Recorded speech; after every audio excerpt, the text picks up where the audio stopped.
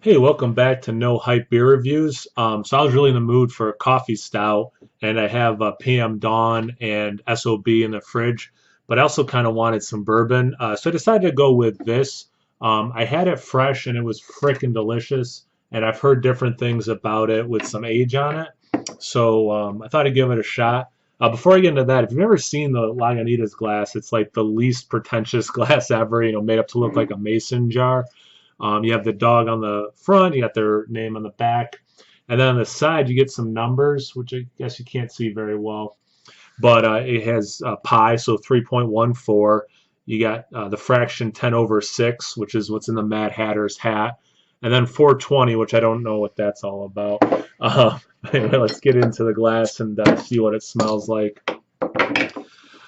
Lagunitas, if you saw my video, one of my, what was it? Upstate Citra, I believe, video, I mentioned that Lagunitas Waldo's was one of my top five favorite beers of 2016. This one's got to be up there too. I don't even want to mention the price because I think this beer is phenomenal regardless of how ridiculously inexpensive it is for a barrel-aged stout. I just thought it was delicious. The fact that I could get a six-pack so easily around here at that price point, I mean, it just blew me away. I don't know enough about the manufacturing of beer to comment on how are you able to, as Lagunitas, charge so much less for the same kind of products as everyone else and still have such high quality. Anyway, it's someone other than me can answer that question, I'm sure. Pours beautifully, like a mocha khaki kind of head, maybe a finger worth.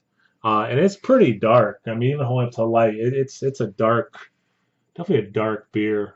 Just looks beautiful. Like I said, something I was really in the mood for today. It was actually pretty warm here today, but now it's cooling off, and this just seems like a nice nightcap. Let's see what it smells like.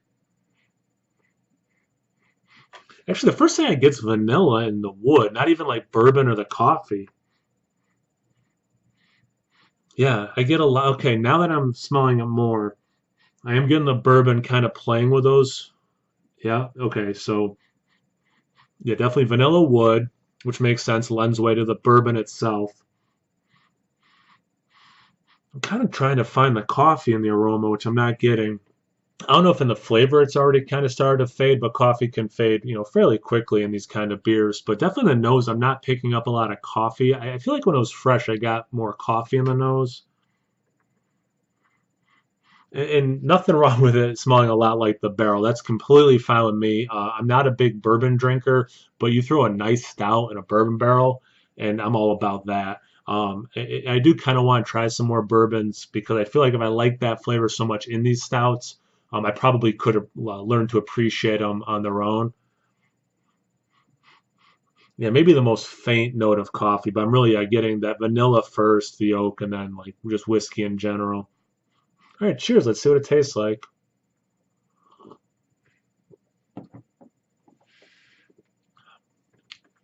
Actually, a decent amount of coffee in the taste. Yeah, still not getting in the nose, but I am definitely getting in the taste. This is holding up great. I have at least one more bottle. It's almost like you made like a fudgy brownie, but it had coffee in it. Um, wow, just that roastiness is beautiful. The vanilla is there. The barrel's definitely there. And it kind of reminds me of like a good bourbon county has that fudgy brownie taste. This actually has a lot of that.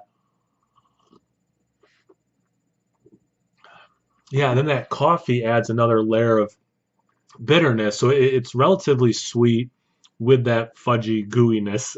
But then the bitterness of the coffee really complements it. And that's what I'm getting later on in the finish is coffee with that vanilla sweetness. Wow, yeah, this is definitely holding up. Not that it's that old. I mean, it's only mid February. But again, I had heard conflicting things in terms of it falling off. I think some people were saying infection. I think after the Bourbon County 2015, people are more quick to say things are infection, but I'm not going to editorialize that right now. But I'll take one more swig, see if I can pick up anything else, anything new.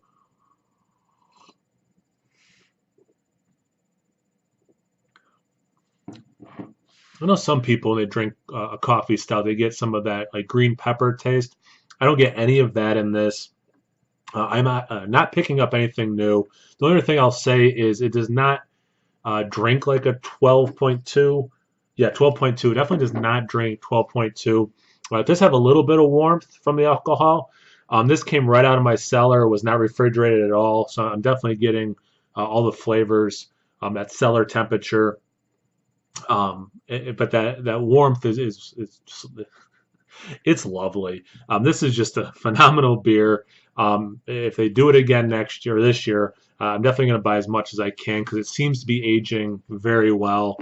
So usually coffee or any sort of stout aged in a bourbon barrel, I like to try fresh, but typically I almost always like them with age better. This one I think is going to fall under like the Bourbon County for me, where it's great fresh, it's great aged. That one I do still prefer aged for sure. This one, I don't know. They're both really good. I think I would be happy either one because you are going to keep losing some coffee. So it'll be interesting to revisit this beer, 3, 4, 5 years from now and see if any of that coffee is lingering. But if you have them, feel free to drink them. They're still drinking great. And unless there was like 2 batches or something and one did go bad at this point, hopefully you got this batch because this is phenomenal. Cheers.